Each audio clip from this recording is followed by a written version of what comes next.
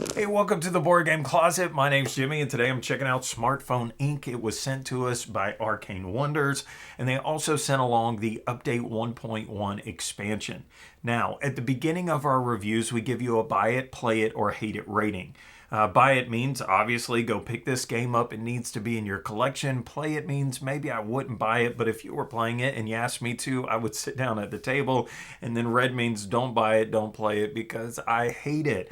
I'm going to give you my rating right now, and then that kind of allows me to spend the rest of this video not telling you, waiting for my opinion till the end, but I'm going to share it right now. So, Smartphone Inc., along with the Update 1.1 expansion, gets a buy it rating from me. This is a great game. It's got some very unique mechanisms that we're going to get into. Now, with that said, Smartphone Inc. is obviously about making and selling cell phones. It is about the cell phone industry that happens worldwide. So, what you have in front of you is a map that covers different regions of the world, and you're going to try to produce smartphones, set the prices on them, and sell those smartphones, expand into different locations around the world. You're going to be doing all that right on this board. You're going to be learning new technologies, researching new things that you need to do, and using those abilities when you gain them. This game is super cool. Let me tell you the basic premise of the game is that you have these two-sided boards that at the beginning of a round you have to overlap them in some way. And so I would have to choose them. They are two-sided, and then I have to choose how I want to lay them onto the board. And how you lay them onto the board is very, very important, because the symbols that are shown are what you're going to be able to do during the game. So the game plays out over 8 different rounds, and during each one of those rounds, you're going to be referring back to your boards and how you have them laid out. So if you have more research icons showing up on your board, so let's say I did it like this, I've got 3 research icons shown. So when it comes time to research, I'm going to be placing 3 research tokens down onto the board. If I do more of these crates, then that shows, let's do it like this. If I did it like this, I would be producing crates, which gives me products to sell. There's also icons on the board that allow you to manipulate the price of the stock. So you're making some decisions, and especially the first few games that you play, you're going to be doing this a whole lot and thinking through it and trying to figure out what you think your opponents are going to be doing, maybe to the price, maybe to, are they trying to expand this round? What are they trying to do? And that's where these handy dandy little shields come in, because you can make all of your decisions while nobody's watching you, and then you get to reveal, haha, I'm doing the same thing you're doing, and that stinks.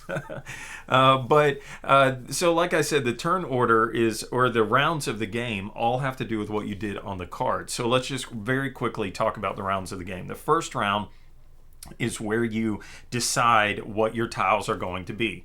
Then the second round is where you're going to be changing your price. So depending on what icons you placed, your price is either going to go up or down. And whoever has the lowest price gets to go first. So priority is very important. The third round is just getting your crate. So you have this little super duper cool plastic tray that has all of your pieces in it, and so you will just go in here and you say, okay, I've got 3 crates, okay, I'm going to get 3 cell phones. Then the next one that you're going to do is you're going to have the ability to get new tiles that allow you to do different things. And now on your turn, what you could do is now not only when you go to plan the phase, now you could actually be able to lay this on top of that, and this gives you a lot more flexibility in what you want to do.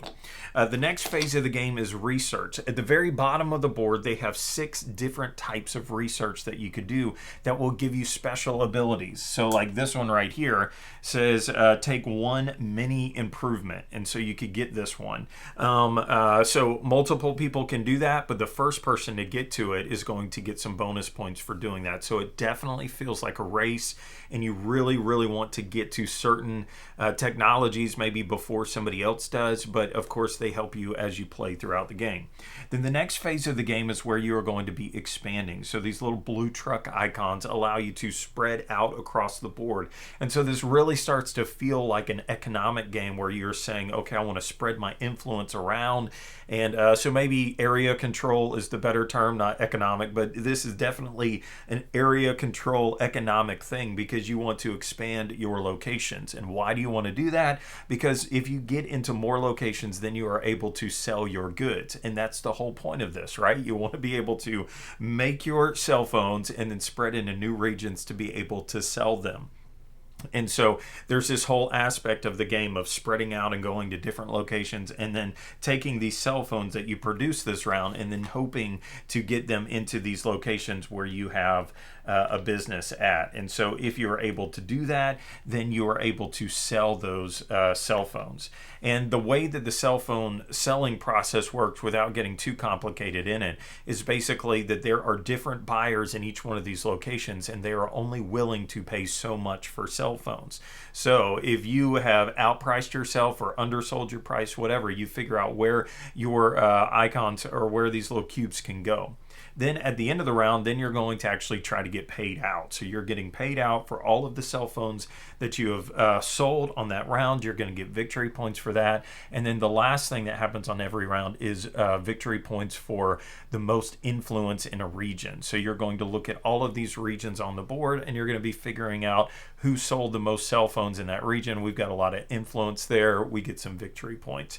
Why do I love this game? Number one, it is such a cool theme. It is not just a obscure economic game, I'm selling something, but just the thought of the cell phones and the way that they do this, it's so cool. And I've had the privilege of traveling to a number of places around the world, and cell phones are everywhere. It doesn't matter if you're in a third world country or if you're in just a metropolis somewhere, everybody's got cell phones. So it's really cool, this concept of something that is traveling all over the world, and this is something that everybody is using. So that is pretty cool. The actual gameplay of the game shines through in that you get to do all of this stuff and then you get to watch it play out. That is so fun, and it is not that complicated. I remember when I first heard about this game and when I first saw the board, I remember thinking, oh boy, this is going to be a really brain crunchy, thinky game. And there are those moments in the game, and there are tense moments when you're planning things out. But this is not a very complicated game. I would say it's probably maybe, I mean, this is not Ticket to Ride, but it's not like a Lacerda that's super duper heavy. So it's maybe on a heavier end of medium is probably where I would put that. And that's only because there are a lot of decisions to make, and then you have to watch them play out. So if you have somebody that's a newer gamer or somebody that doesn't like to think ahead, they might not do that well in this game. That's Smartphone Inc. I love it. I recommend it. I tell you to go buy the game. Thanks for checking this out, and put it in the comments if you played this game and didn't like it, or if you played this game and you love it. Put that in the comments. I would love to know. Thanks for watching the Board Game Closet.